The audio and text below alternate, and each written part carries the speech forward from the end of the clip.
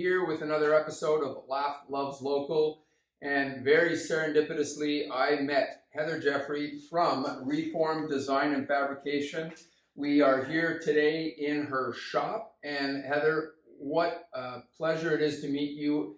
Tell us a little bit more about what it is that you do, because it's fascinating. Neat, yeah, thank you so much, Mark. So basically what we do is custom design and fabrication. We specialize in displays, fixtures, furniture, and everything is made using rescued and reclaimed materials. So we're an eco-fabricator. And we are on a bit of an eco kick right now with our Yes. Eco Mondays. We attended tell us a little bit about last weekend, what happened last weekend. Yeah, last weekend was our Eco Market, our second annual Eco Market. This year was great. We had 27 vendors. We had a sunny day, even though I was asking for thunderstorms, so that was amazing. And we also had over 400 visitors attend the market, so it was great. So well attended. Yeah, well attended for sure. Yeah. How did you come up with the name? I mean, I get it, RE4M, but most of the time as a past athlete, I'm thinking RE4M, all right. But Yeah. where does this come from, and what is the story behind it? So the story basically is, it comes from a couple different, I guess you could say, like, ways of pulling out the RE4M word. So RE4M is the name because I'm taking materials and reforming the materials into new items. But I do get a lot of questions about why the 4? What's with the 4? Like, you could have just said RE4M. Well, the reason I chose 4 was because originally when I first came up with the idea of the business, I wanted to recycle bags, like plastic bags. Okay. That, clothing comes in, that more so on the receiving side in retail. Every time a product is received, it's received in a plastic bag. It is. So that plastic bag is recycling symbol number 4. So that's why I wanted to include the 4, because it was kind of my original idea. I would never have even thought of that. So yeah, that's where the 4 comes from. This location, you're off the beaten path, you're not in an industrial park, and how did you end up here? We're kind of in the heart of Alta Vista. Let me tell you, Mark, I love Kijiji. I love it. I love Kijiji so much. Okay. So I got my husband off Kijiji, I got my van off Kijiji, I got my workshop off Kijiji. Nice! I mean, I've heard about a lot of things on Kijiji. I haven't heard about a husband, but if it works for you.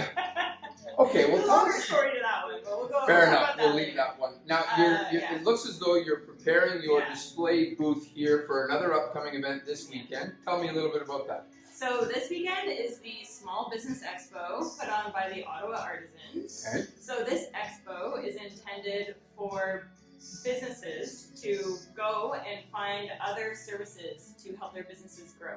Okay. So primarily the target market attending the show is artisans, like crafters, and basically, they're going to come and look at what other people have to offer to help them. And you've got a couple of items in front of us here, and they have been repurposed from what to what? Yeah, so most of the items here are displays. So the golden pieces here are actually from an old Nespresso display. So Nespresso has window displays in the Rideau Center and Bayshore Center, those locations. So the gold items, even on this one here, it's all from an old Nespresso. The wood pieces are actually from an old built-in unit in an old home. So we actually work with homeowners to deconstruct old built-ins and stuff like that as well. So yeah, it all comes from... Here's an odd question. Yeah. Where do you get all of your materials from? Yeah, my materials, so we partner with the Museum of Nature. We get all their old exhibits. We partner with several construction companies in Ottawa where we, like I mentioned earlier, we go into the homes that are getting renovated and help them alleviate some of those materials that would have went into the landfill. And yeah, we get our materials from the community. They come from all sources. That's amazing, because I would not have thought of that piece, and yet we have clients all the time that are doing renos, and now symbiotically we can say, hey, swing by the house, this is what's going into the dumpster. have your pick, Exactly. and let's go from there. Wow. Yeah, Brilliant. exactly. Tell me another kind of a fun fact about the business that makes you, I don't even know, is there competition for you?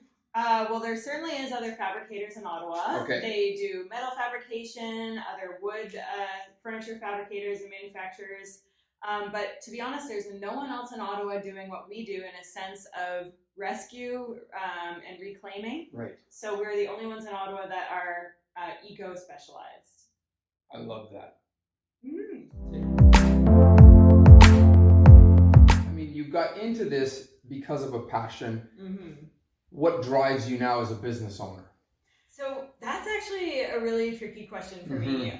What drives me as a business owner has been actually something I've even been asking myself lately. I've found this past year has been a bit of a struggle, and I guess essentially what I keep falling back to is passion. I'm very passionate about making things, recycling, upcycling. I hate seeing stuff thrown out. Some people would call me a bit of a hoarder, but I'm an organized hoarder, not a full-blown hoarder. So We've seen hoarders. Okay. They're not organized. So I guess, it all comes down to passion. I love what I do, so that's what kind of keeps me going. It's brilliant, and I'm so pleased that we could see more of this. We did meet serendipitously looking at a sign that you made for a friend of mine, and I was like, this is incredible. It's interesting that you talk about that, Heather, because we were having a brief chat before we started, and where's the market at is the most common question, and we talked about the fact that as a whole people are not okay. It's a grind. It's been a bit of a grind for a lot of people, and I think a lot of small business owners who aren't even necessarily struggling are struggling in different ways.